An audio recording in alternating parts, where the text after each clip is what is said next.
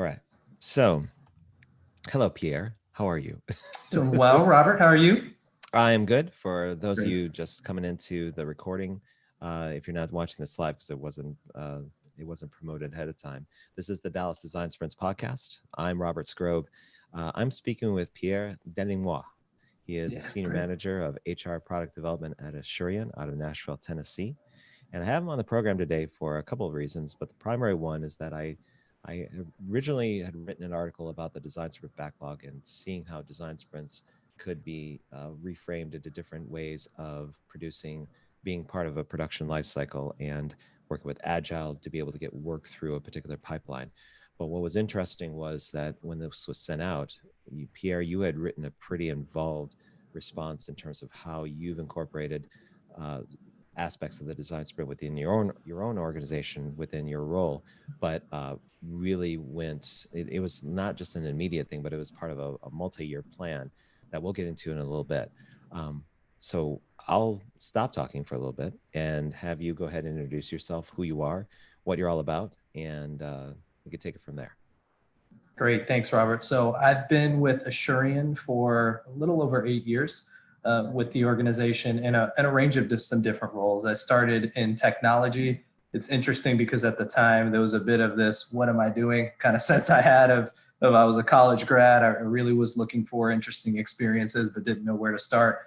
That role was an early taste of the software development lifecycle, but specifically what I saw firsthand was a lot of the pain points that arise in the requirements gathering process. A lot of the teams we work with, you had a business stakeholder who had a sense of what they wanted to do, but by the time their work request made it all the way through the prioritization and sizing process and was actually identified and scoped to be worked on by the developers and the development team, the spec, the requirement would have completely changed by the time that it came time to deliver it.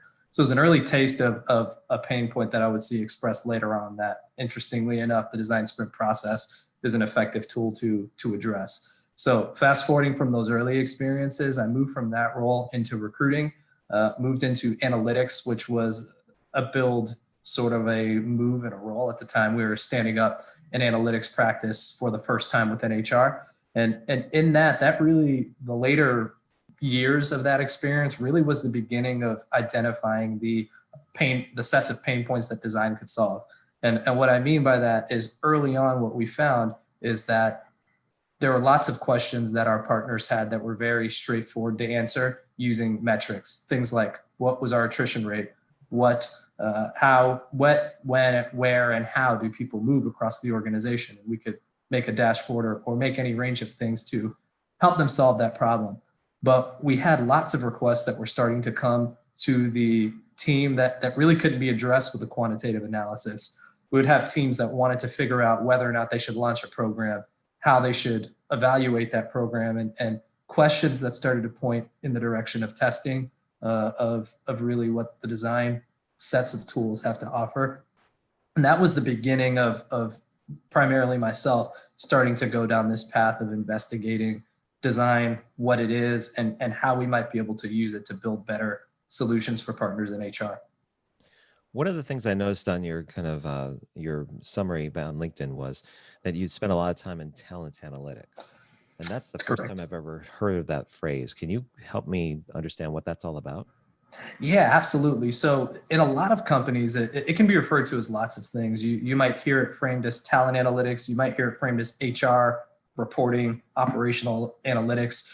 For us, we were intentional about calling it talent analytics for two reasons. One, we wanted to progress beyond the stage of standard reporting. You ask us a question, we create some Excel spreadsheet, we send it over to you with answers. We wanted to mature beyond even dashboarding, where we could send out metrics, put it on the web, and have it be something that you can access and look at. But we really wanted to move into a place of analyzing and understanding employees, what they want, what they need, how they move the organization, and be in a position where we could use the analytic skills and the predictive skills to really consult and partner with people within HR to make strategy decisions about people, to make program decisions about what might be rolled out, when, where, and to whom.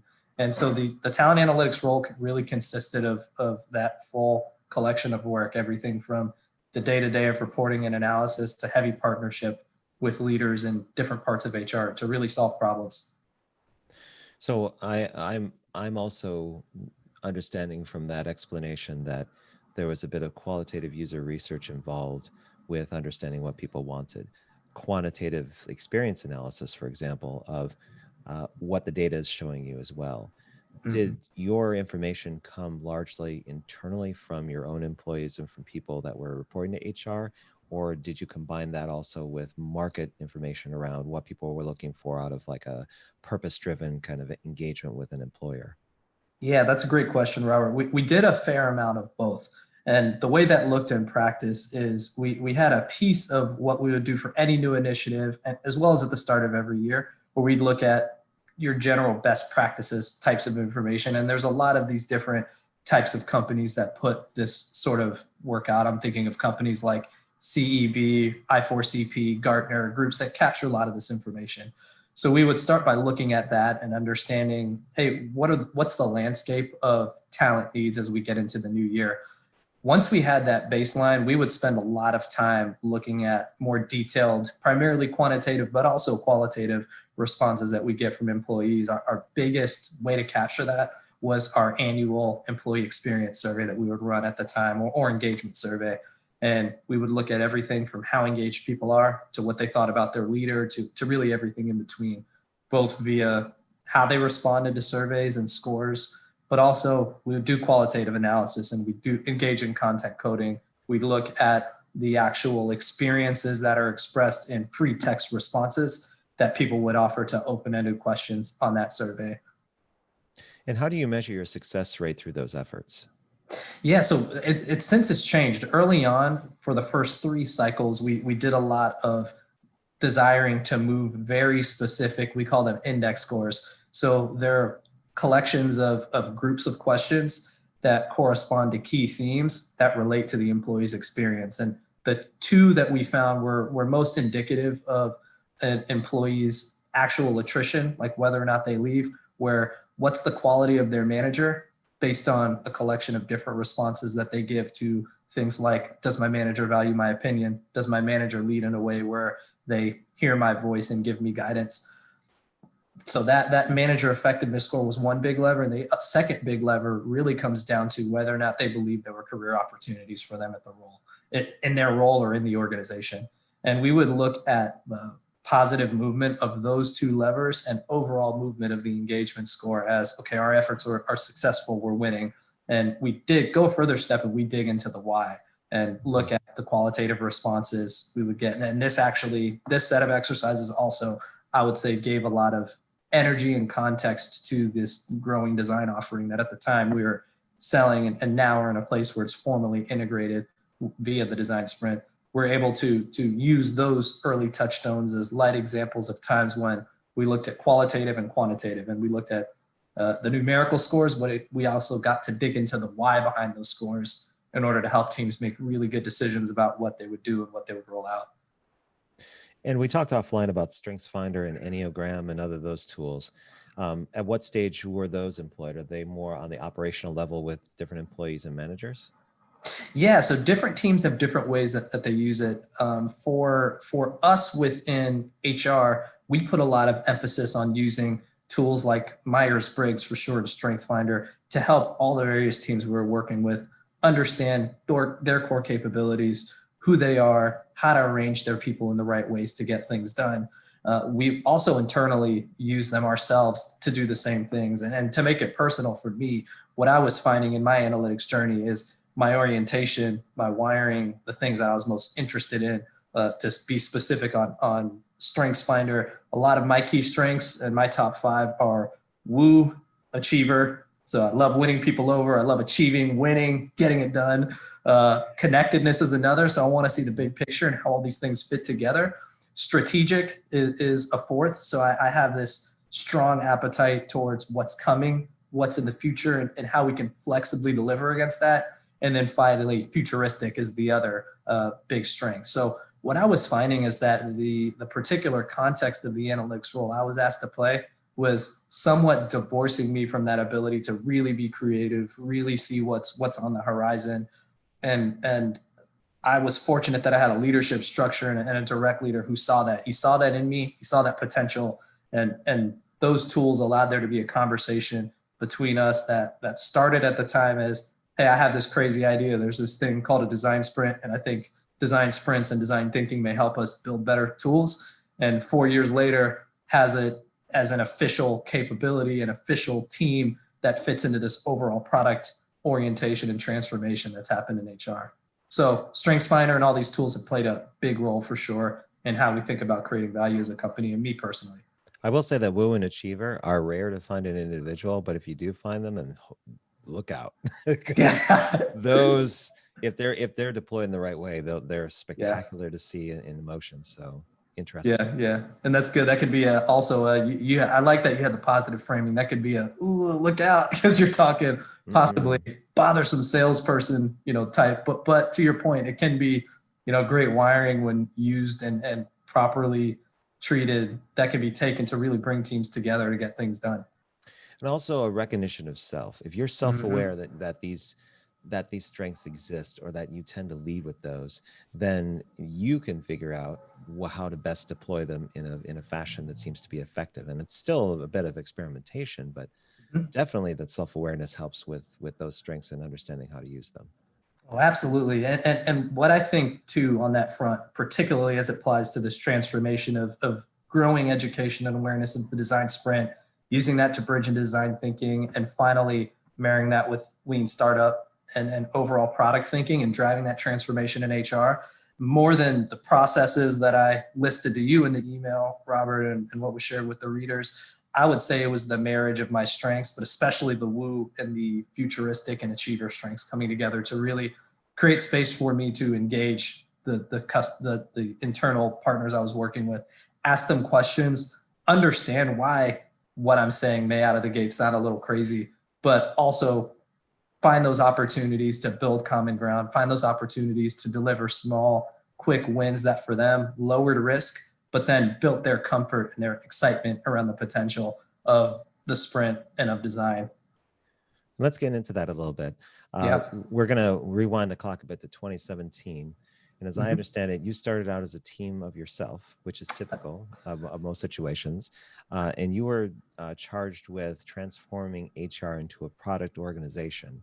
And as you stated, there were team members that you worked with that weren't very familiar with the methods that you knew. And some of them were distrustful of the technique, of new techniques, because of some issues that had happened with Lean Six Sigma a few years later. So from what you had written, you went through and had 3 particular steps that you used for product transformation. Why don't you get a little bit into that and kind of what your approach was? Absolutely, yeah. So 2017 absolutely started as just me, and the things that precipitated that really were conversations with my leader, growing recognition of these different methodologies, and in particular, the product management side of our company. We had undergone some transformation in how they create and ship products, and the design sprint methodology really was core and central to them finding a new approach that really allowed them to create serious value in what we were doing as an organization. So observed that, had the opportunity to have some conversations with those product managers that were involved in that transformation, talked to my leader, and really came to him and said, look, I think there's this opportunity in front of us where you see it yourself, that there are certain questions that team members come to us that are very clearly answerable by metrics, but there's this whole other world of stuff we can't get to because we don't even know what tools to take and how to approach it. So, and this is credit to him. He said, I see what you're saying. Here's what we're going to do. You have 6 months. I'm going to give you the runway and the bandwidth to make this your primary focus. We'll also together present this plan to our vice president, which we did, and he agreed and supported it. And the agreement was you'll spend 6 months understanding this discipline, finding opportunities to integrate it. And if at the end of the 6 months, you can do it and you find meaningful way to make traction, go for it. If not, we'll take you back into the analytics role and you'll focus on doing that. So first and foremost, there was a lot of trust and support from my leadership structure. And I'd say more than anything else, starting any transformation like this, it's critical that you have that you create that dialogue with your internal reporting structure. And as much as you can, obviously my situation isn't going to be like everybody's. And there's a level focus I was afforded that not everybody will get. But it's important that you find those, you find ways to come to terms to how you can carve out the space and the time and the focus to work in this way and prove its successfulness. So I was able to do that. And I spent really that 6-month period having initial conversations with our product management team. And the push there was, before you start getting into work, apply the design sprint methodology to yourself. Start by saying, what is success? What is the problem that I intend to solve and that we intend to solve by creating this capability in the function? Create create space to engage in analysis in more detail of what makes this a problem and why it's hard. Do some ideation around how you might solve that problem, and then get into the process of testing that. And so that's exactly what I did. And in more detail, the way that looked is I translated and identified that really our problem statement was, we don't have a consistently reliable way as an HR team to understand the needs of the end user, to put that into very concrete language, and to simply and quickly test different ways to meet that need. We had seen as a company and as really an HR team that there were a number of initiatives that we previously put out, only to realize, hey, there were some things that we thought and some assumptions we made about what was broken that in practice wasn't really broken. And the challenge and the issue wasn't the execution. The execution was great. It was flawless. The problem was, it was a great solution, but not to the problem that the employees had. Yeah. So took that, carried that forward into finally metrics of around defining, okay, if we solve this problem and if we are successful, what does that look like and how might that be quantified? And through discussion with my leader, through some ideation sessions I had, bouncing concepts off others, what began to become apparent was, step one, if we're a startup, is teams within HR have to use our service offering and have to very quickly and simply get wins. We won't win, we won't succeed if I'm trying to sell these big picture concepts to whole teams. If I'm getting into town halls and pushing groups to adopt this, I need to get on a project to project level with senior managers, directors, owners of initiatives, and get them really fast, focused results that they can celebrate and use that to grow their trust in our offering, as well as for us to validate and better understand how we need to deploy out our services. Yep. So overall, that was really what got us started in 2017. And so going into that phase, there were 5 particular service offerings that you had, and I'll name them off so that we're on the same page. There was pre-problem research, being able to execute qualitative and quantitative studies to understand a problem. There was problem framing. You worked with a stakeholder to define a short, highly focused problem statement for the perspective of the end user. There was the design sprint process, where you would execute 1 day, half day, 2 day, and 3 day sprints. So probably not the full boat, but just modular based on what the need was. Pre-launch testing to design and execute tests to validate the hypothesis, which is something I'm currently on with prototyping. And the innovation catalyst, which is you teach you how to fish, you run your own cycle, and then you basically are on the sidelines providing coaching, support tools, and so on. And was this package what you initially rolled out with, or was it something that you modified over time as you got to learn what the needs were?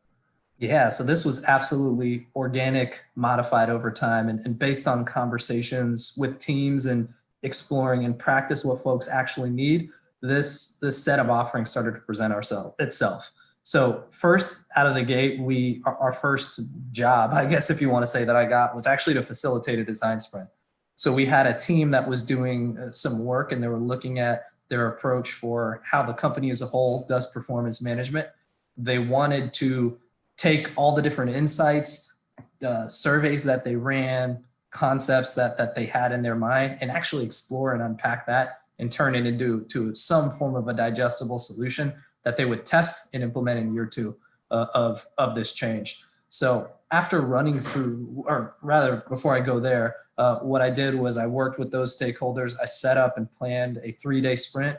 I executed that sprint with them. And as I completed it, what became apparent was, one, there was, in addition to that, some post-sprint testing that the team really needed to do. It wasn't sufficient to execute the 3-day or the 5-day cycle and have a small test on the back end. with a change like this that was really big, and there would be significant approval steps going up to the senior leadership, they really needed to get more points of validation under their belt before they could roll something like this out. So that provided the inspiration to say, okay, there's design sprints, which is a need, but there also is this whole world of pre-launch testing that is its own thing.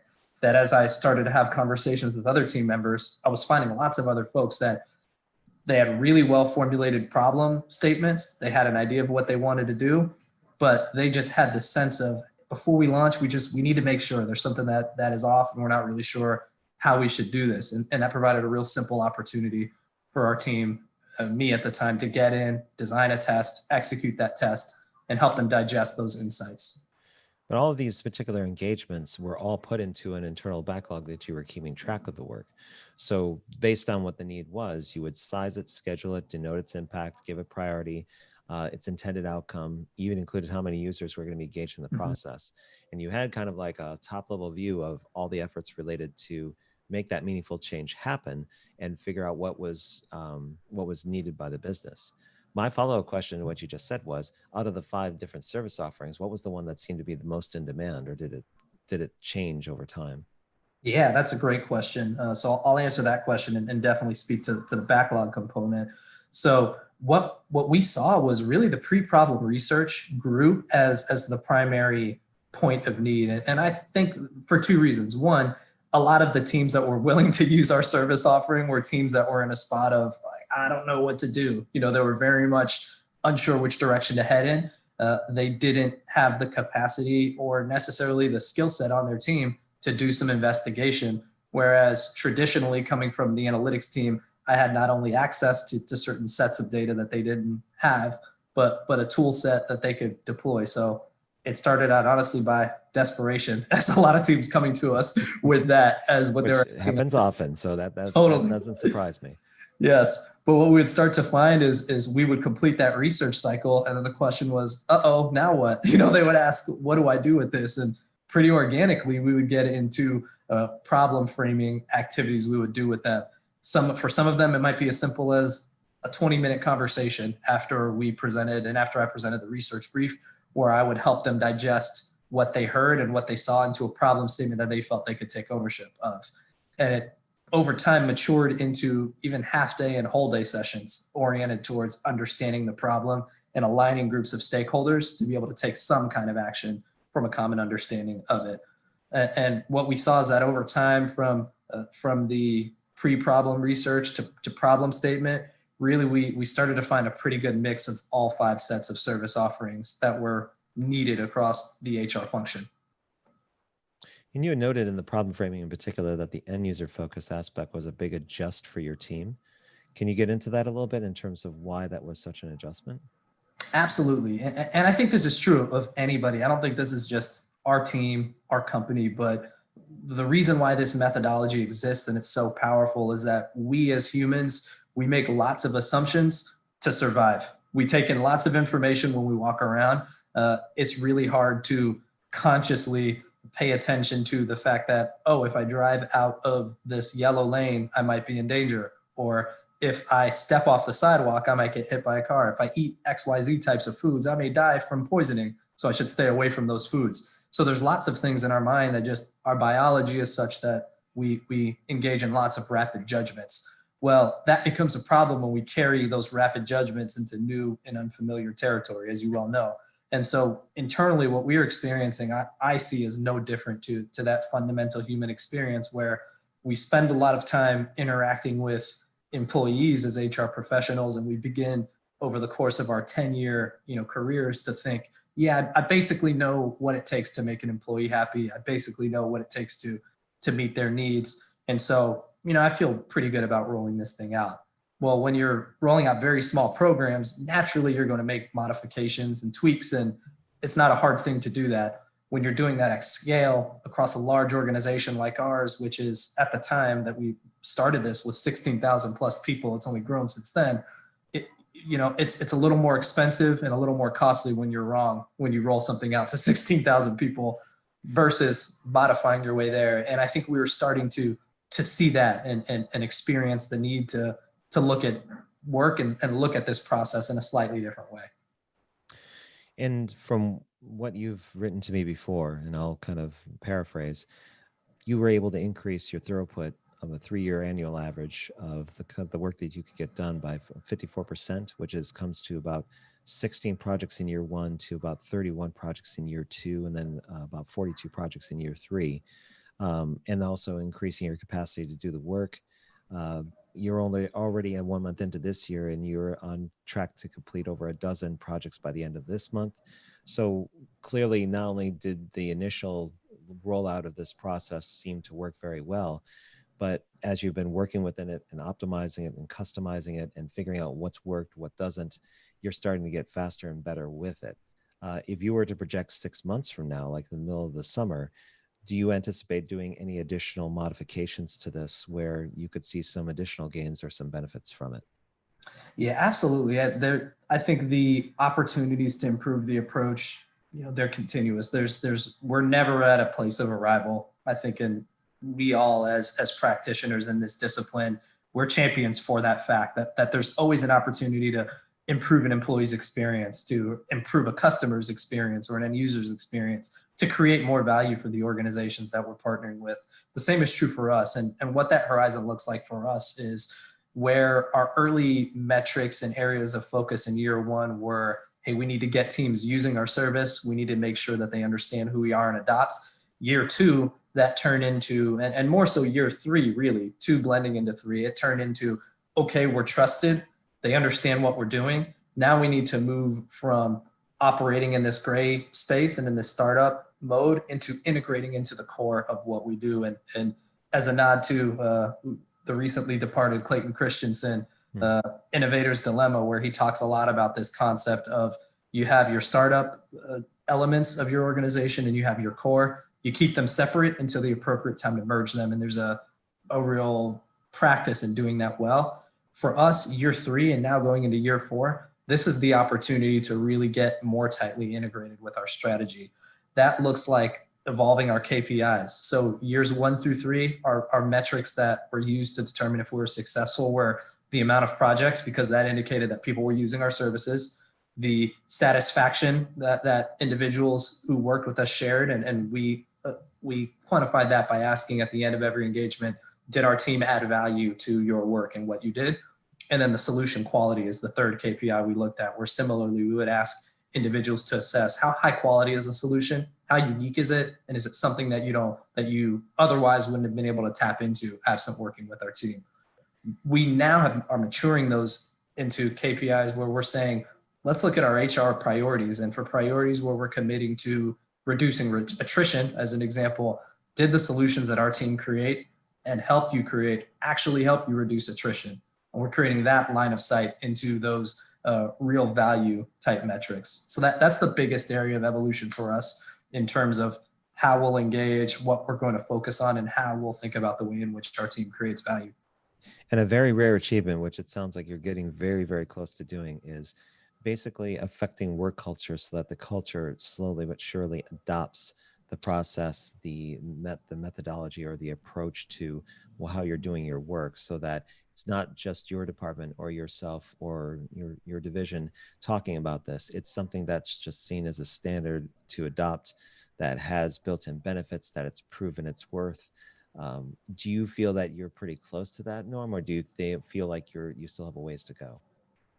Yeah, it's yes, and it's a little bit of both. And this is a bit of we have a concept that we have at Asurion that we call divine discontent. It's this idea of we celebrate what's going well, but we look for what's next.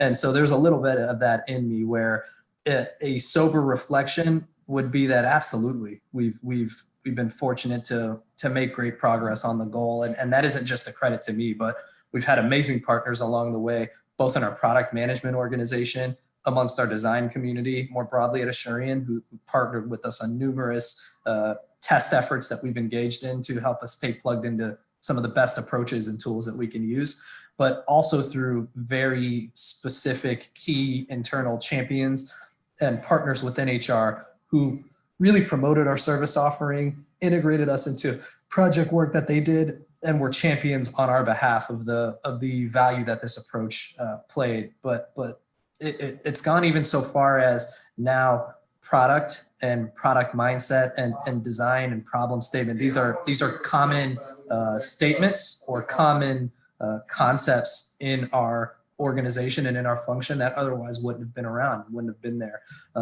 Now the opportunity for us is how we take that and move that into an even better, stronger, more disciplined and more proactive approach to how we get work done and continue that evolution and continue that improvement. Do you feel that metrics was a core selling point to kind of moving the needle beyond the wins? Meaning that your background with analytics seems like it's integrated and you leaned on that to kind of communicate the value, to show the data, to show how things are moving forward. Would you recommend others who are thinking about doing this same kind of work, or at least this approach, to have that metric-based validation or rationale when convincing or showing others the value of this approach? Absolutely, 100%. And there's a lot to unpack there. First, I'll start by saying what I don't believe a metric orientation necessarily needs to be. And this may make sense for some, maybe not for others. But when I think individuals hear metrics, a lot of time there's one of two responses. There's excitement, or there's like a little bit of overwhelm. I'm anxious, like I'm not really a numbers person. And what we didn't do when we were doing metrics is I didn't get into crazy charts and bars and graphs and lots of stuff going on. I simply carried out this concept of solving the problem for the end user to its fullest conclusion by assigning a number to help me understand whether or not I solved the problem for the end user. And metrics were vitally important in being able to do that. For me, it looked as simple as creating a value statement.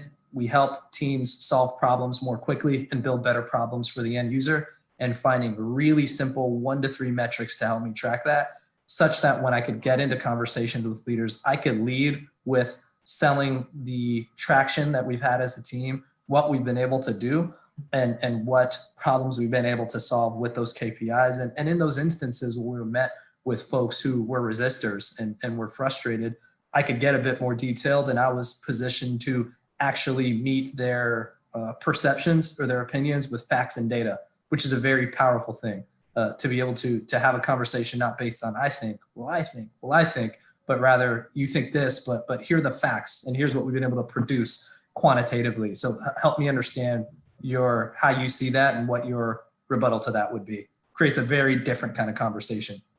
So the data and metrics were used more on the individual and small group level to basically walk through some of the resistance that you may have encountered around an approach or a concept or a method of doing things. Whereas if you're talking to a broader audience, you stayed in the macro and kept it very high level, but made sure that you spoke to the overall value proposition that you were speaking to, if I'm understanding you correctly. Absolutely. Okay. Yes. I did have one question for you that's a bit of a slight tangent, but there's a couple of people that are working on a concept called the Talentsprint. And it combines the design sprint with the idea that you can put somebody through a 2 to 3 day challenge for, say, a nonprofit or an NGO, and showcase their ability to do what they say they can do, either on their CV or otherwise. So it's really a live presentation of how they communicate, how they correspond to their work. And it gives organizations the ability to see what kind of talent is out there, or what kind of abilities someone has that they may see as a prospect. Given that explanation, what do you think of that approach? Yeah, that makes so much sense. I think back to my time as a recruiter, as well as experiences I've had as a candidate. And there are particular disciplines where this type of not the same approach by any means of a talent sprint. I think it's definitely innovative, and I hadn't heard about it prior to you sharing this. But I think about versions of, hey, I want to see an individual actually do their work, and I want to know who has the best ideas and the best work process, not who is the best interviewer or the best candidate. I've seen that on display in different ways. One, code reviews, where for more technical roles, I know a common practice can be, let's actually walk at this developer through particular constraints that we know exist in our code base, and we'll have them live code on a board with us and walk us through their approach for how they would deconstruct, how they would work out a solution to this problem is one. Two, when I think about the role that case studies play, often in professional services, consulting roles, and even product and marketing organizations, it gets a bit at this dynamic of I want to understand how you think and how you solve problems within the context of a given scenario. I think the significant upside to the idea of the talent sprint is that the individual has a bit more time to engage, to think. You're not necessarily artificially penalizing a person for not being able to generate idea in 1 hour if it's a person who happens to thrive if they're given space to be quiet and think and process. You actually have a 2-day cycle to go through your work style, your learning style, digest the information, and come up with a well thought out solution and presentation to share with an employer. So I could see, an approach like that having a ton of value for hiring and finding talent. Plus, if you think about it, it's not just necessarily a designer or a researcher or someone else or developer that's part of, like, say, a sprint like that. It could be in the macro, it could be a larger group of 7 to 8 people in a virtual space that are all being evaluated by 1 or 2 companies based on what they bring to the table and how they're presenting themselves. A conversation I had recently about job crafting was, instead of doing something that complements this, where instead of kind of listing out all the experiences that you've had to date to kind of prove your worth, there is that, but you talk about job crafting in the future sense. So you talk about your learning curves, you talk about what you're interested in, what you're actively doing to kind of build mastery in something, so that an organization can kind of project in the future what an investment in an individual might be like and how it fits into their current work stream as well as their capabilities. So that's where those two kind of come together. But we're exploring that for the GVDS in May. But since you're in HR, I figured that since your process was so robust and seemed like it's been so successful, I wanted to toss that out there as an example of something that I've seen in the wild, where people are thinking about doing more qualitative work around proving value. I think that's so great, and I love the call out of qualitative to supplement the quantitative, because I think we're moving into a world where organizations are beginning to see this and value this. I was recently looking at I can't remember the exact organization, but it's a statistics around work and skills sort of, global organization. And one of the things they highlighted as a number 3 on a list of top 20 skills was creativity. And the fact that creativity is such an in-demand capability, such an in-demand skill, and creativity is born of empathy, of evaluating, of looking at options, of seeing things from different individuals' perspective. It really lives in this world of qualitatively understood information. And our organization is seeing that, is valuing it. And I think the benefit of both of those processes or solutions that you offered up is it gives space for that to express itself. If people want to find out more about you or Asurion, where should they go online to find out more?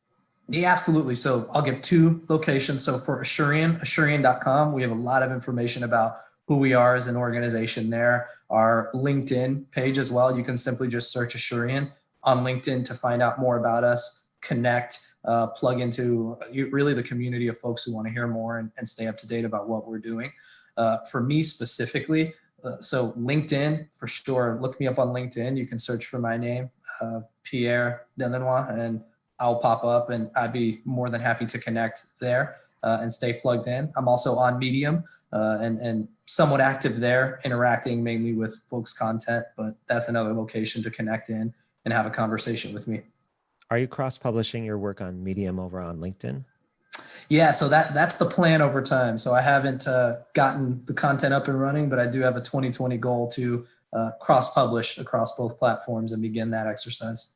As an achiever type, I would highly suggest you put that as one of your achievements you want to do monthly, and at least have 1 article per month on LinkedIn, just because of the insane organic reach it has right now. Yeah, that's great. It would be really interesting to hear your perspectives on some of the things that we've talked about in the podcast, as well as how you're kind of growing out the organization based on what you're doing in HR. Yeah, that's a great recommendation. And as an achiever, I can't reject a challenge. So tapping into my strengths, Robert. Way to go. Well, I just have to take a step back, because you got the woo. Anyone that I've ever known that has the woo just basically takes the whole room and said, all right, this is where we're going. This is what we're doing. Let's move it. And it's like, all right, I don't have to worry about anything as a facilitator sometimes if I got somebody who really wants to take the crowd. So yeah. Pierre, thank you very much for the conversation. This is wonderful. And I hope you have a great 2020. Thank you so much. You too. Thanks, Robert. All right. And stay there. I'm not done. I'm just cutting the stream. I was about to hit leave. Then I was like, wait a second. No. Not yet. Everyone else that's watching on YouTube, thank you for watching. Yeah. Thanks, guys. We're going to cut away and do some other stuff. So see you later.